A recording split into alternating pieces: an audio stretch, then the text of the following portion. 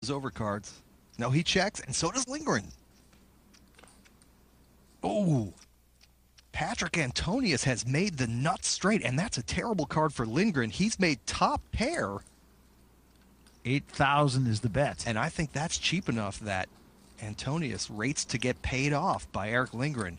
I don't see how Ivey can play here. He's out, but Lindgren, I mean, he made his card on the end. He hit top pair, and it's very difficult for him to give Antonius a queen-jack there. Really like Antonius's manner at the table. Inscrutable. Yeah, got a lot of Phil Ivey in him. Lindgren makes the call. That's right. Antonius makes his hand and gets paid off. If I was going for the exacta, that's what I would have guessed. He's good against you with that hand, Eric. Well, that's right. He's been good most all the night, and it's play like that that's helped build his reputation as one of the game's elite players. My name is Patrick Antonius, and I'm originally from Finland. The gambling has been a long time in my blood. We started to play cards when I was like 12. Eventually, I found that they play poker in a casino, and the rest is history.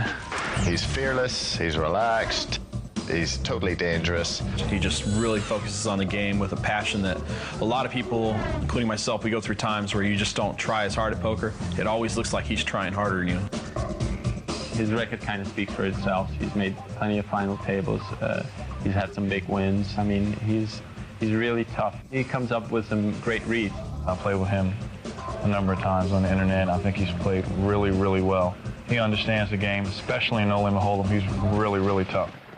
I think he's very similar to Phil. A lot of moves and very solid. I think he'll turn into a great player. I think he's already there. Finland has given us Formula One racers, cross-country skiers, and now poker phenoms. A couple of biathletes and ski jumpers. Antonius is actually a former tennis pro. Looks like a tennis player. Well, there's an ace-jack for Chris Ferguson, who hasn't had much to play with lately. Raised to 2,000. Kagawa gets out of the way. John Juanda, pocket eights. He'll certainly want to play. The question is, raise or call? This is right in the middle. Yeah, he does call. Oh, Antonius. Big hand behind, and he just calls. A lot of players would have raised there. Antonius disguising the strength of his hand. And now Phil Ivey going to look hard at that ace-5. And Barry, I think Ivey could sense all this calling means weakness from his opponents, and he might want to make a move, or he'll get the discount. Yep, from the big blind, he only has to put in another 1,400.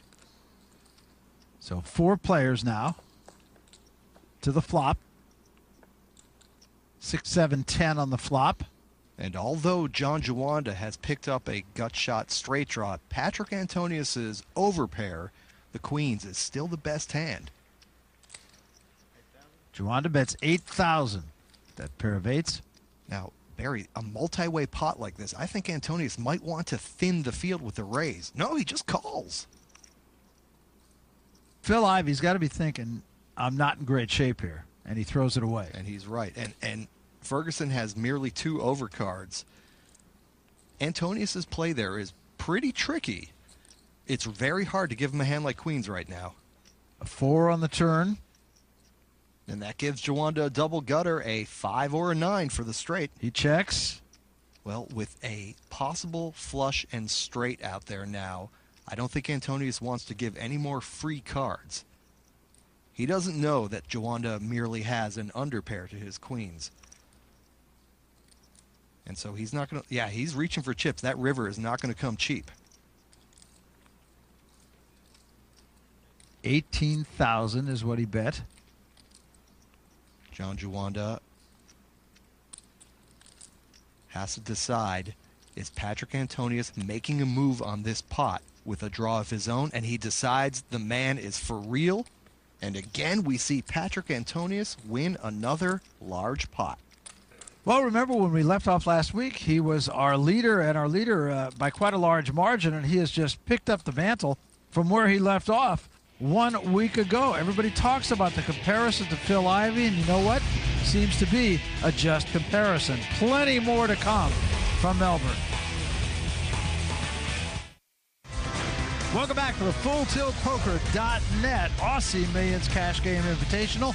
Let's see where we stand right at the moment, and it is Patrick Antonius, almost 3 times that of the runner-up Kagawa. Remember, there's only one person in the red there, but Mike Matiso and David Benjamin left about $150,000 behind last week. So really it is Antonius with a very big lead, and the amateur really hanging right in there. And just as I say that, he gets pocket aces. 1,600. John Jawanda with a Jack-10. And Barry, I think these guys want to try to play a lot of pots with Masa Kagawa. They want to keep putting him to the test. They figure eventually he'll make a mistake. An ace-jack for Lissandro. And he calls. In the big blind, he gets a discount, so Ivy will limp in with apparently Excedrin headache number 27. 4 to the flop. 3 Jack-7. Ooh, this could really hurt Lissandro and Jawanda. Yeah, that's a bad flop for those fellas. They made top pair, and especially Lissandro, top pair, top kicker. And Kagawa bets a fairly inviting 4,000. And he does get a call, of course. And so does Lissandro. Why not? I'm sure he's got to be thinking, I'm looking pretty good. 6 on the turn. And a check from Lissandro. Kagawa must bet here. There are 2 different flush draws out there now, as well as various straight draws. He's reaching. 12,000 is the bet. Gives Jawanda some pause. I think if Jeff Lissandro wasn't behind John Jawanda, Jawanda would call. But because that man Lissandro is lurking, he's got to be careful. And Lissandro, I think, still loves his hand right here. What's not to love?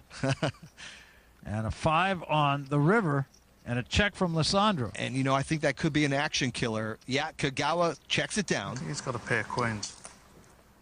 Well, close. He had a pair of aces, but I'll tell you, this amateur Kagawa continuing to impress everybody at the table. And having a great time in the process. Well, he's conquered the business world, and now he set himself a new challenge: conquer the world of poker. How do you say the name? Masa? Never until Australia had I seen him. Well, he's one of the rich guys who've just learnt the game. Masa, I played with him 2 times this week, and I could tell that he's a really smart guy. I think he's recently taken up poker. I could tell that, and that he's learning every day. We played with Masa the other day, and he played the 100,000 buy-in. He was really tough. He shifts gears a little bit, but he might just do some really ridiculous bluffs that he's very capable of. Yes. It's a great experience for him, and I recommend